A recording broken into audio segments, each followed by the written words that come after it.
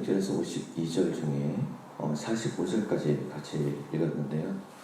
이 단락 안에서를 살펴보기 전에 먼저 사무엘상의 큰 구성이 사무엘이라는 사람이 나오고 사울이 나오고 다윗이 나옵니다. 그런데 이 등장인물들에 대해서 구성을 어떻게 했냐면 사무엘이 어떻게 올라왔는지, 그리고 그 사람이 어떻게 다스렸는지, 그 다음에 중간에 이 사람에 대한 평가, 중간 요약, 그 다음에 그 다음 사람으로 어떻게 넘어가는지에 대해서 하나, 둘, 세 개가 나온다면 사울도 마찬가지입니다. 사울이 어떻게 왕의 자리에 올랐는지, 어떻게 다스리는지, 그 중간에 어떻게 요약이 되고, 그 다음 다윗에게 어떻게 넘어가는지, 이러한 구성 가운데 오늘 우리가 같이 읽은 부분은 사울이 다스렸던 그 통치의 요약이 담겨져 있는 단락입니다. 오늘 본문에서 본다면 사울은 이스라엘 사람과 블레셋과 전쟁을 치르기 위해서 하는데 요나단이 먼저 갔죠. 그리고 나서 이 기회를 틈타서 온전히 다 하자라고 하는데 제사장이 먼저 이야기를 꺼냅니다. 여호와께 묻자라고. 법궤를 가져왔었어요. 전쟁을 위해서. 그런데 정작 하나님께 묻지는 않습니다. 금식을 내렸습니다. 왜냐하면 우리가 하나님께 철저히 하자라고 얘기하면서, 근데 하나님께 묻지는 않았습니다. 뭔가를 하나님을 위하여서 한 것 같은데 하나님이 그걸 기뻐하시는가, 거기에 대해서는, 하나님이 이걸 원하시는가, 그것에 대해서는 묻지 않았습니다.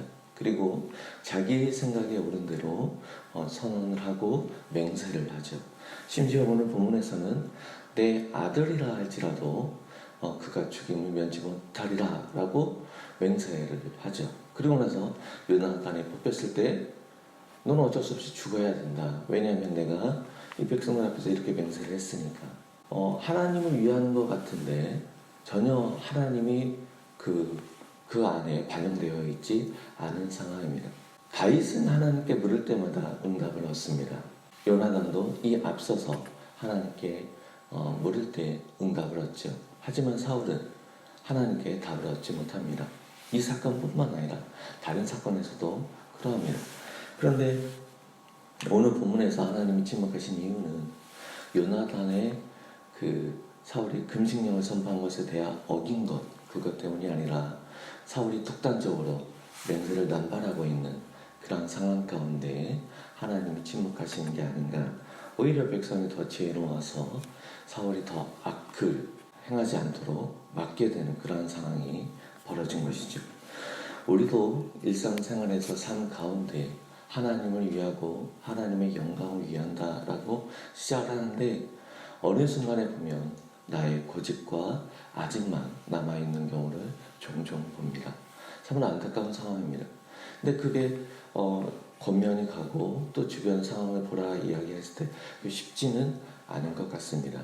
우리가 정말 하나님의 영광을 위하는지, 하나님의 이름을 위하는지, 아니면 내 안에 나의 목소리를 들으면서 가는 것인지, 그럴 때 하나님의 말씀이 이 모든 사건에 반영되고 있는가, 하나님이 원하신 거 하나님을 위하고 이웃을 섬기는 가운데 이것이 이루어지고 있는가, 그리고 다른 사람을 위한 배려들이 잘 드러나고 있는가, 이런 것들을 잘 살피면서 우리가 아집과 고집으로 가는 것이 아니라 하나님의 말씀에 순종함으로, 그래서 하나님의 이름을 영화롭게 하는 것으로 우리들의 일상의 삶이 이어져야 될 것입니다.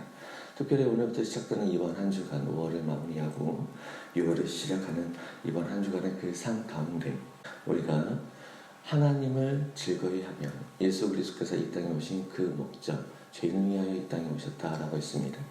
내가 세운 그 기준들, 내가 세운 그 어떤 선들, 그것에 붙잡혀서 오히려 내가 사로잡혀서 살아가는 것이 아니라 매 순간 새로워짐으로, 매 순간 새롭게 공급되는 그 은혜로 우리가 주어져 있는 삶들을 잘 살아갈 수 있기를 기대합니다.